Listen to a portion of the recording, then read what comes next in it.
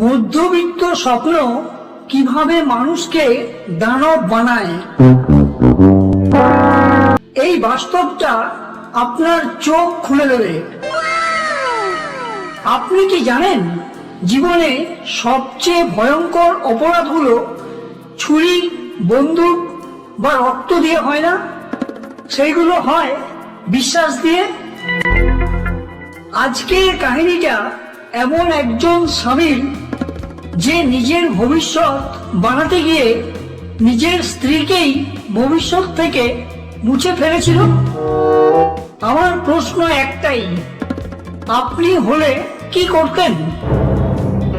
Promotion, না আগে আপনার সেই প্রিয় মানুষটা?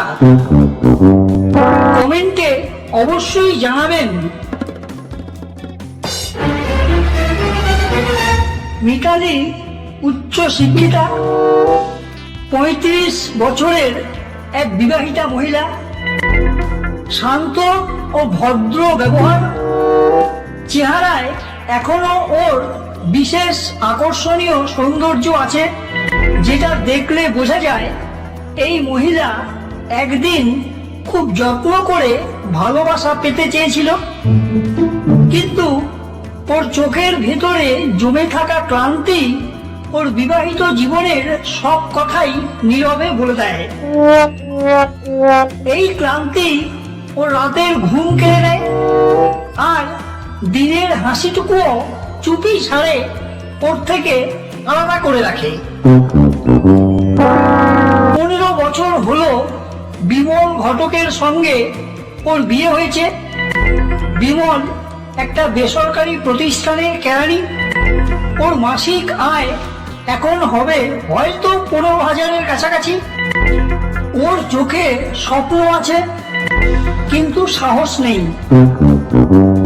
ও পরিশ্রম করে, কিন্তু প্রশ্ন করতে শেখেনি, কারণ প্রশ্ন করলে চাকরি চলে যেতে পারে।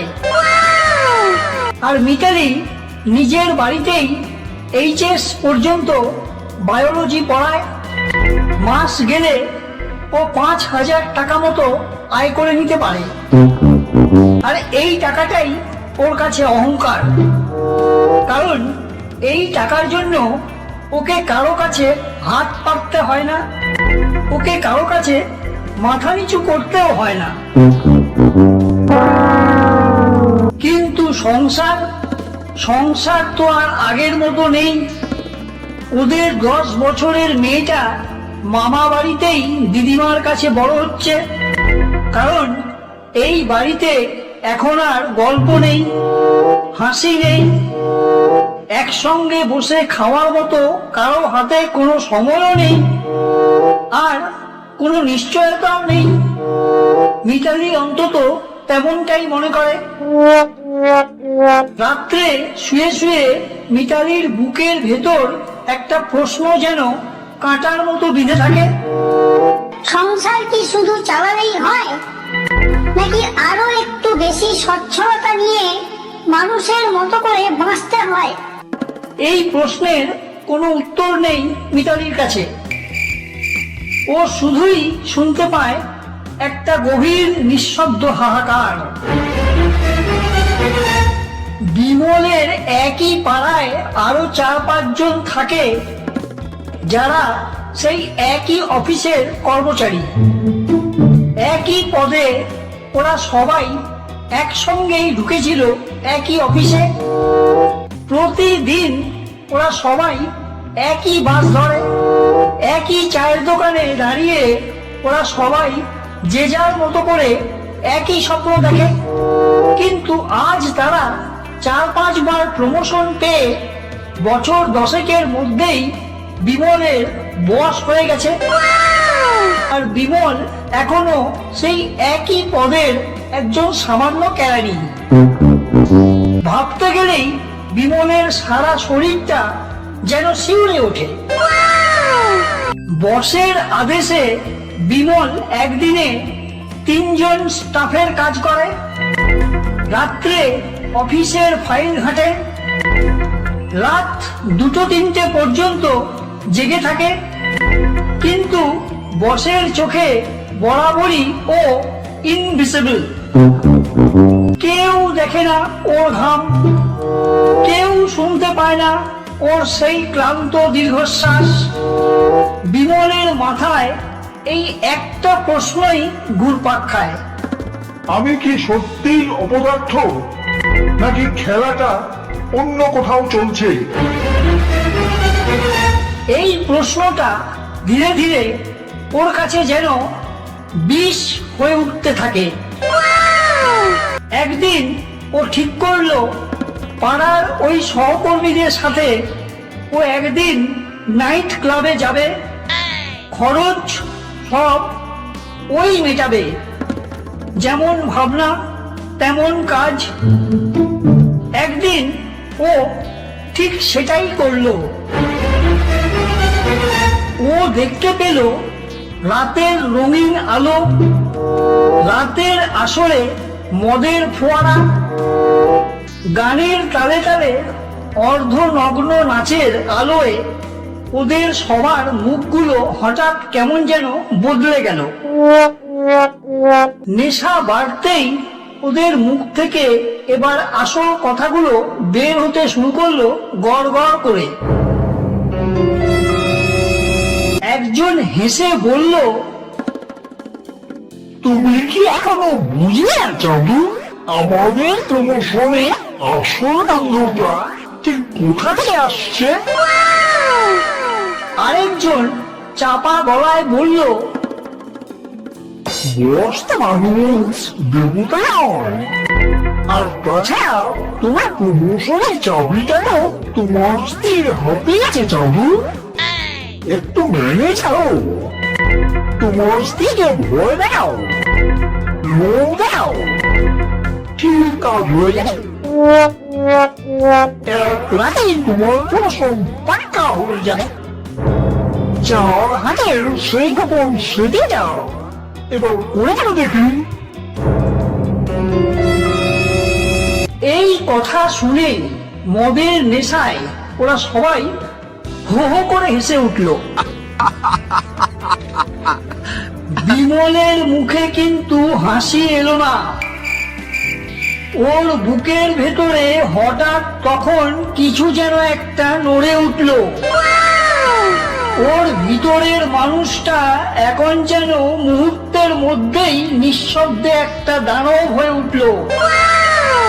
ওকে দেখে যেন তখন মনে হলো ও যেন এতদিন ঠিক এই মুহূর্তের অপেক্ষাতেই ছিল। সপ্তাহ শেষে একদিন বিমল ওর স্ত্রীকে বলল,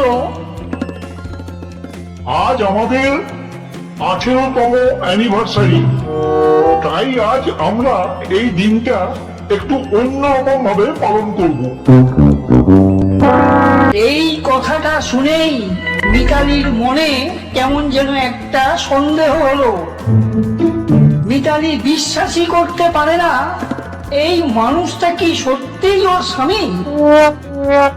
বিমল নরম গলায় আবার বলল, আজ সারাদিন শুধু তুমি আর আমি। শুনে মিতালি বিমলের মুখের দিকে হাঁ করে চেয়ে রইল। বিমলের কথার মাথা মুন্ডু ও কিছুই বুঝতে পারল না, তবু ও বিশ্বাস করলো, কারণ ভালোবাসা সন্দেহকে হার মানাতে জানে। দুজনেই সন্ধেবেলা বাইক নিয়ে বেরিয়ে পড়লো। দামি শাড়ি আর হালকা গয়নায় চেনা মিতালিকে আজ যেন বিমলের চোখে একটু অচেনা লাগছে। হোটেলে খাওয়া দাওয়া শেষ করে বিমল বলল, একজন সিনিয়র আছেন, আজ একটু দেখা করব। উনি খুব ভালো মানুষ, আমার প্রমোশনটা করে দেবেন বলেছেন। এই কথা বলেই বিমল সোজা বসের চেম্বারে গিয়ে ঢুকলো ওর স্ত্রীকে নিয়ে। হঠাৎ বিমল ওর স্ত্রীকে বলল,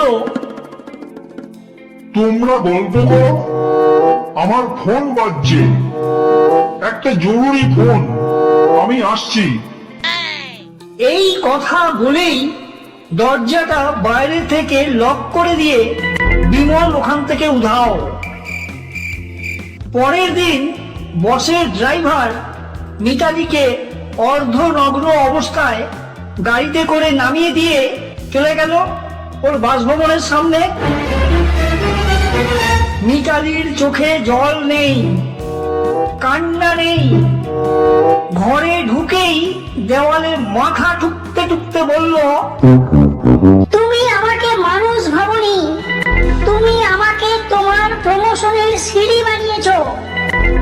তারপর একটু থেমে ও আবার বলল, এতদিন তাহলে আমি তোমার স্ত্রী ছিলাম না, তাই না?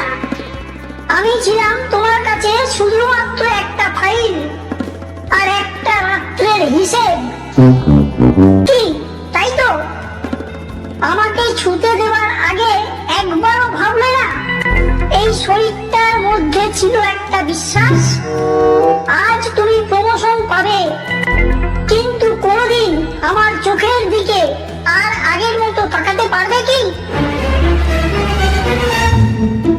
সেদিন রাত্রে মিতালি একাই ছিল, খুব একা। কোথাও যেন ও সেদিন শুনতে পাচ্ছিল মৃত্যুর এক দানবীয় হুঙ্কার। চোখে ঘুম এলো না।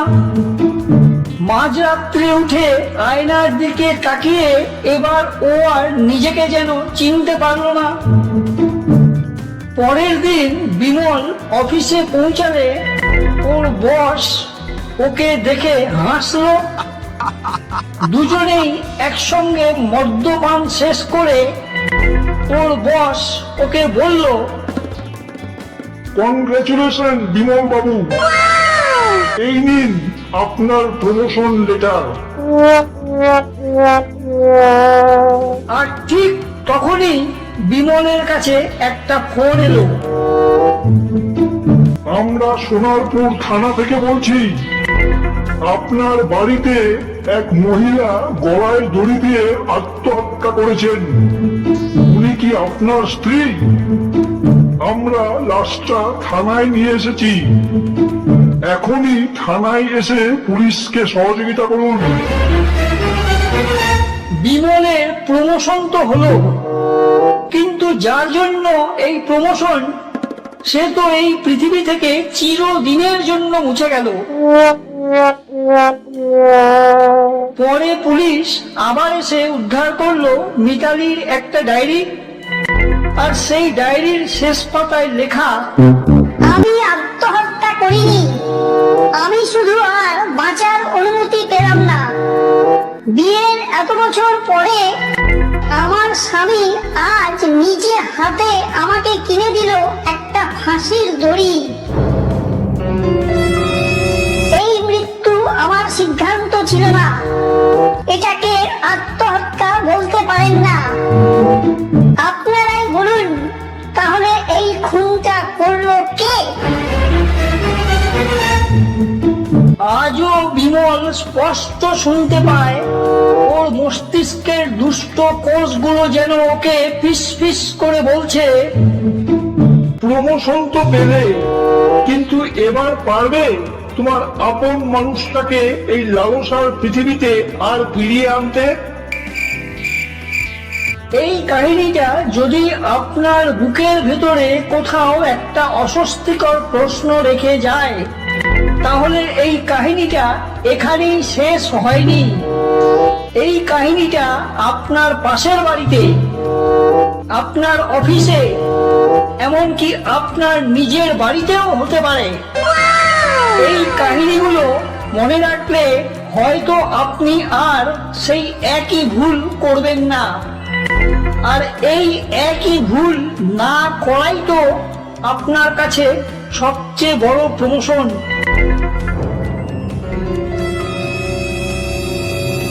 তাই না?